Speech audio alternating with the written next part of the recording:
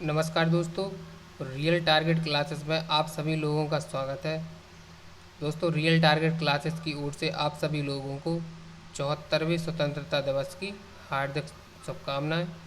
दोस्तों, जैसा कि आप लोगों को पता है, हमारे चैनल के माध्यम से टॉप 25 क्वेश्चंस की सीरीज करवाई जा रही है, जिसमें यूपीजी के और साथ ही में ग्रामीण परिवेश का पोर्शन कवर अप किया जा रहा है। दोस्तों, ये इस सीरीज का पार्ट 9 है। अभी तक आपने पार्ट 1 से लेके पार्ट 8 तक आपने हमारे वीडियोज़ को नहीं देखा है, तो आप हमारे चैनल की प्लेलिस्ट पर जाकर उन वीडियोज़ को देख सकते हैं। दोस्तों, आगामी दिनों में होने वाली लेखपाल भर्ती परीक्षा के लिए ये टॉप 25 क्वेश्चंस की सीरीज आपके लिए बहुत हेल्पफुल होने वाली है, क्योंकि दोस्तों इस सीरीज में जितने भी प्रश्नों को कवर अप किया गया जाता है या किया जाएगा आगे, दोस्तों वो आपके प्रीवियस ईयर एग्ज़ाम के बेस पर होंगे। वो आपके प्रीवियस ईयर एग्ज़ाम के बेस पर बनाए जाते हैं। तो दोस्तों, शुरू करते हैं आज की सीरीज का पहला प्रश्न।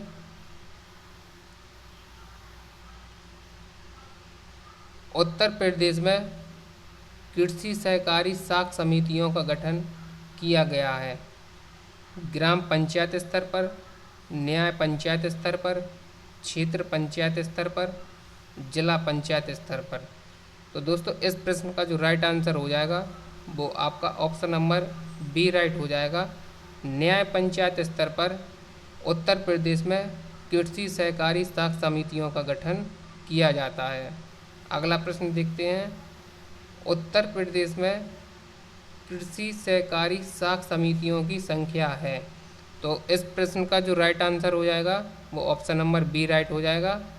7,500 कृषि सहकारी साख समितियों की संख्या है। अगला प्रश्न देखते हैं। प्राथमिक कृषि सहकारी साख समितियों के सचिव किसके नियंत्रण में कार्य करते हैं? तो इस प्रश्न का जो राइट आंसर हो जाएगा वो ऑप्शन नंबर सी राइट हो जाएगा।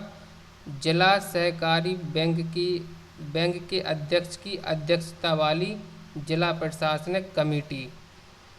तो दोस्तों, प्राथमिक कृषि सहकारी साख समितियों के सचिव किसके नियंत्रण में काम करते हैं? तो वो करते हैं जिला सहकारी बैंक के अध्यक्ष की अध्यक्षता वाली जिला प्रशासनिक कमेटी। तो दोस्तों, इस प्रश्न का जो राइट आंसर हो जाएगा वो ऑप्शन नंबर सी राइट हो जाएगा। अगला प्रश्न देखते हैं। किसान क्रेडिट कार्ड। दोस्तों, यहाँ पर कार्ड जोड़ लेना आप।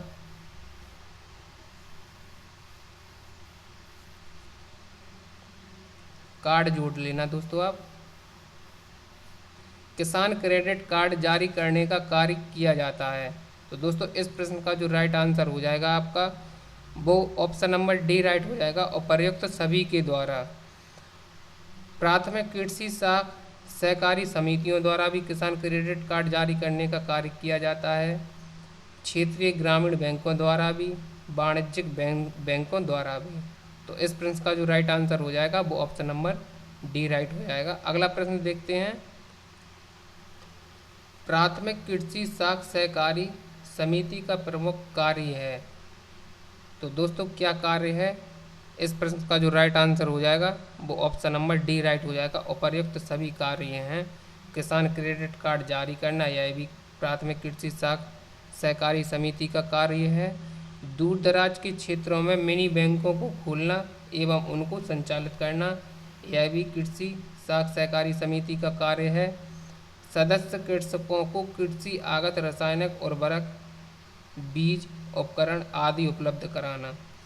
तो दोस्तों, इस प्रश्न का जो राइट आंसर हो जाएगा वो ऑप्शन नंबर डी राइट हो जाएगा। उपर्युक्त सभी। अगला प्रश्न देखते हैं। आलू विकास एवं विपणन सहकारी संघ का मुख्यालय है। तो इस प्रश्न का जो राइट आंसर हो जाएगा वो ऑप्शन नंबर सी राइट हो जाएगा। फर्रुखाबाद में आलू विकास एवं विपणन सहकारी संघ का मुख्यालय है। अगला प्रश्न देखते हैं। सहकारी जूट एवं सनई संघ का मुख्यालय है। तो इस प्रश्न का जो राइट आंसर हो जाएगा वो ऑप्शन नंबर ए राइट हो जाएगा। लखीमपुर खीरी में सहकारी जूट एवं सनई संघ का मुख्यालय है। अगला प्रश्न देखते हैं। वर्ष 2019 की वन स्थिति रिपोर्ट के अनुसार उत्तर प्रदेश में कुल क्षेत्रफल की वन प्रतिशत हैं। तो इस प्रश्न का जो राइट आंसर हो जाएगा वो दोस्तों आपका ऑप्शन नंबर ए राइट हो जाएगा, 6.15%। इसका राइट आंसर हो जाएगा। अगला प्रश्न देखते हैं। अगला प्रश्न कहाँ गया? अगला प्रश्न, बाघ गणना रिपोर्ट 2018 के अनुसार उत्तर प्रदेश में बाघों की संख्या है। तो इस प्रश्न का जो राइट आंसर हो जाएगा वो ऑप्शन नंबर डी राइट हो जाएगा। वर्ष 2018 की रिपोर्ट के अनुसार उत्तर प्रदेश में बाघों की संख्या 173 है। तो दोस्तों इस प्रश्न का जो राइट आंसर हो जाएगा वो ऑप्शन नंबर डी राइट हो जाएगा, 173। अगला प्रश्न देखते हैं। अगला प्रश्न, प्रोजेक्ट टाइगर परियोजना उत्तर प्रदेश के किस जिले में कार्यरत है? तो इस प्रश्न का जो राइट आंसर हो जाएगा वो ऑप्शन नंबर बी राइट हो जाएगा। लखीमपुर खीरी में प्रोजेक्ट टाइगर परियोजना कार्यरत है। अगला प्रश्न देखते हैं। निम्न में से किसका पत्ता बीड़ी बनाने के काम आता है? तेंदू का पत्ता, बरगद का पत्ता, सागौन का पत्ता या कील का पत्ता? तो इस प्रश्न का जो राइट आंसर हो जाएगा वो ऑप्शन नंबर ए राइट हो जाएगा। तेंदू का पत्ता बीड़ी बनाने के काम आता है। अगला प्रश्न देखते हैं। राष्ट्रीय रोजगार गारंटी विधेयक संसद द्वारा पारित किया गया सन 2002 में, सन 2003 में, सन 2004 में, सन 2005 में? तो इस प्रश्न का जो राइट आंसर हो जाएगा वो ऑप्शन नंबर डी राइट हो जाएगा। सन 2005 में राष्ट्रीय रोजगार गारंटी विधेयक संसद द्वारा पारित किया गया था। अगला प्रश्न देखते हैं। अगला प्रश्न और मोस्ट इम्पोर्टेंट प्रश्न है। पंचायतों को संवैधानिक दर्जा दिए जाने से पूर्व पंचायती राज को स्थापना का विचार पंचायती राज की स्थापना का विचार संविधान के किस अनुच्छेद में किया गया था? तो दोस्तों संविधान के अनुच्छेद 40 में पंचायतों के गठन की बात की गई थी। तो इस प्रश्न का जो राइट आंसर हो जाएगा वो ऑप्शन नंबर ए करेक्ट हो जाएगा, अनुच्छेद 40 में। अगला प्रश्न देखते हैं। दोस्तों इम्पोर्टेंट क्वेश्चन था वो वाला, उसको ध्यान में रखना। अगला प्रश्न, पीत क्रांति का संबंध निम्न में से किससे है? तो इस प्रश्न का जो राइट आंसर हो जाएगा वो ऑप्शन नंबर सी राइट हो जाएगा। तिलहन के उत्पादन से पीत क्रांति का संबंध है। अगला प्रश्न देखते हैं।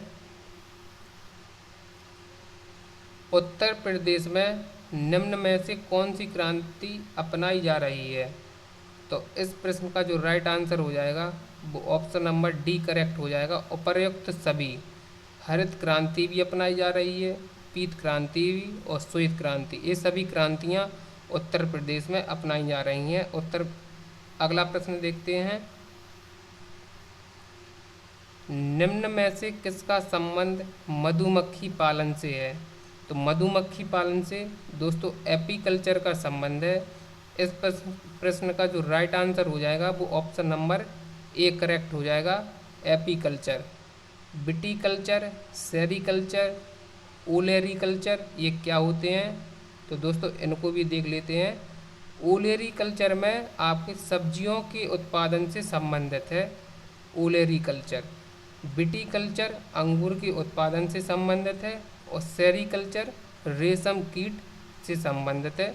इसको ध्यान में रखेंगे। अगला प्रश्न देखते हैं। भारत में लगभग कितने प्रतिशत जनसंख्या कृषि व संबंधित कार्यों पर निर्भर है? दोस्तों इम्पोर्टेंट प्रश्न है ये। तो इस प्रश्न का जो राइट आंसर हो जाएगा वो ऑप्शन नंबर बी करेक्ट हो जाएगा। 66% जनसंख्या कृषि व संबंधित कार्यों पर निर्भर है।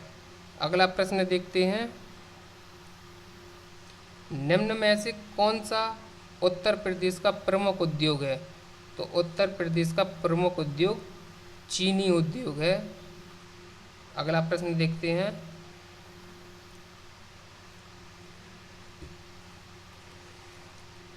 भारतीय निम्न कृषि उत्पादकता का क्या कारण है?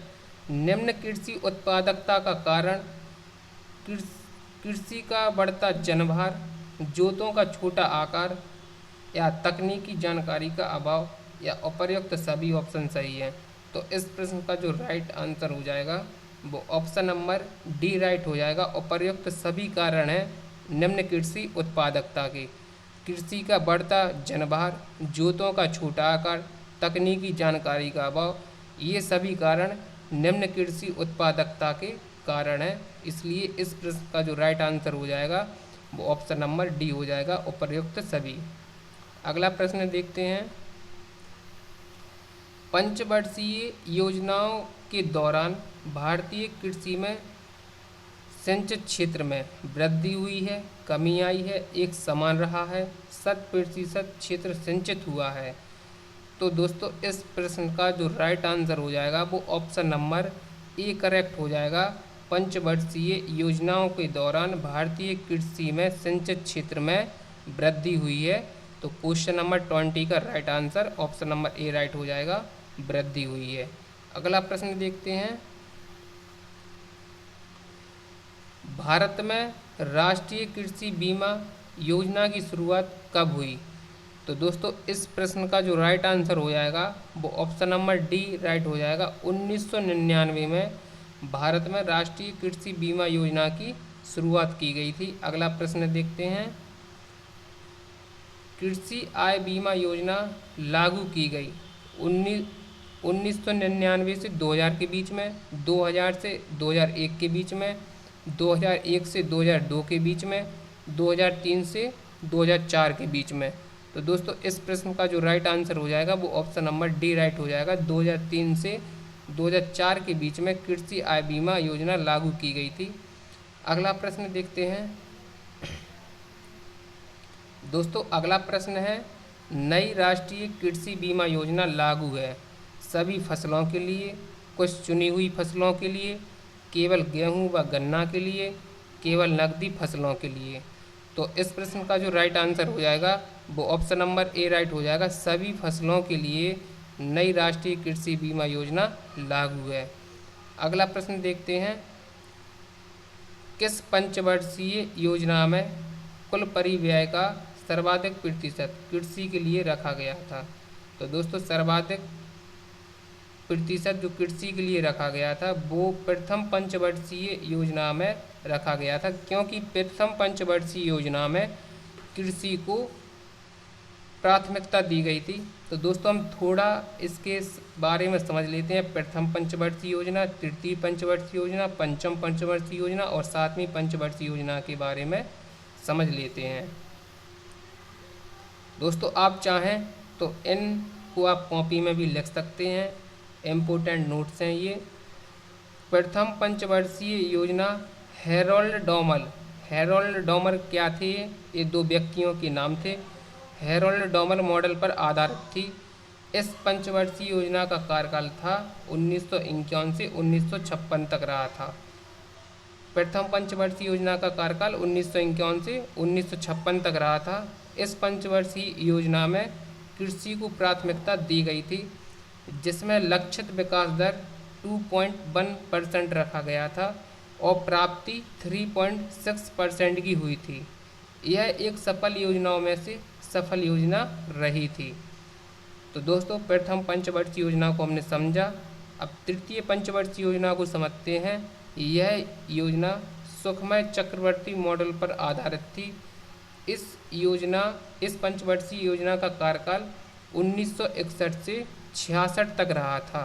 इस पंचवर्षीय योजना में कृषि एवं उद्योगों का समन्वित विकास तथा खाद्यान्न उत्पादन में आत्मनिर्भरता इसकी प्राथमिकता दी गई थी। तो दोस्तों तृतीय पंचवर्षीय योजना में कृषि एवं उद्योगों का समन्वित विकास तथा खाद्यान्न उत्पादन में आत्मनिर्भरता इस चीज़ की प्राथमिकता तृतीय पंचवर्षीय योजना में दी गई थी। इस योजना में जो लक्षित विकास दर था वो 5.2% रखा गया था, लेकिन प्राप्ति विकास दर 2.8% रहा था। दोस्तों 5.2% इसमें विकास लक्षित विकास दर रखा गया था, और जो प्राप्ति विकास दर मिला वो 2.8% मिला। तो तृतीय पंचवर्षीय योजना अब तक की सबसे विफल योजना थी। इसे ट्रिकल डाउन प्लान भी कहा जाता है। दोस्तों इस योजना की विफलता के 3 कारण थे जो निम्न हैं, जैसे भारत चीन युद्ध, भारत पाक युद्ध, भीषण अकाल। तो दोस्तों उस समय 1962 में भारत चीन युद्ध हुआ था, 1965 में भारत पाक युद्ध हुआ था, और यही 3 कारण हैं जो इस योजना इन्हीं 3 कारणों से विफल हो गई थी। दोस्तों इम्पोर्टेंट ध्यान देने पॉइंट ये है कि तृतीय पंचवर्षीय योजना में ही सघन विकास पशु कार्यक्रम शुरू किया गया था। तो दोस्तों ये इम्पोर्टेंट ध्यान देने योग्य पॉइंट है कि तृतीय पंचवर्षीय योजना में ही सघन विकास पशु कार्यक्रम को शुरू किया गया था। पाँचवीं पंचवर्षीय योजना को देखते हैं। पाँचवीं पंचवर्षीय योजना, इस योजना का कार्यकाल 1974 से 1978 तक रहा, और यह योजना समय से पूर्व समाप्त एकमात्र योजना थी। दोस्तों यह योजना समय से समय इसने अपने पूरा नहीं कर पाया था। यह 1 साल पहले ही समाप्त हो गई थी, क्योंकि उस समय जनता पार्टी की सरकार चल रही थी, तो जनता पार्टी की सरकार ने इसको 1 साल पहले ही समाप्त कर दिया था। इस योजना में गरीबी उन्मूलन तथा आत्मनिर्भरता को प्राथमिकता दी गई थी। इस योजना में गरीबी हटाओ का नारा दिया गया था। दोस्तों क्वेश्चन पूछ लिया जाता है, गरीबी हटाओ का नारा किस पंचवर्षीय योजना के तहत दिया गया था? तो गरीबी हटाओ का नारा 5वीं पंचवर्षीय योजना के तहत दिया गया था। इस बात को ध्यान में रखेंगे। अगली योजना देखते हैं, 7वीं पंचवर्षीय योजना। इस योजना का कार्यकाल 1985 से 90 तक रहा था। इस योजना में भोजन, काम तथा रोजगार उत्पादकता को प्राथमिकता दी गई थी। इस योजना में जो लक्षित विकास दर रखा गया था वो 5% रखा गया था, और जो प्राप्ति विकास दर रहा वो 6% रहा। यह भी एक सफल योजना थी। अगला प्रश्न देखते हैं, हरित क्रांति प्रारंभ की गई थी। तो दोस्तों इस प्रश्न का जो राइट आंसर हो जाएगा वो ऑप्शन नंबर बी राइट हो जाएगा। 1960 के दशक में हरित क्रांति प्रारंभ की गई थी। तो दोस्तों वीडियो कैसी लगी? वीडियो अच्छी लगी हो तो वीडियो को लाइक ज़रूर कीजिए, और आपने हमारे चैनल को अभी तक सब्सक्राइब नहीं किया है तो प्लीज़ जल्दी ही आप हमारे चैनल को सब्सक्राइब कीजिए। Thank you.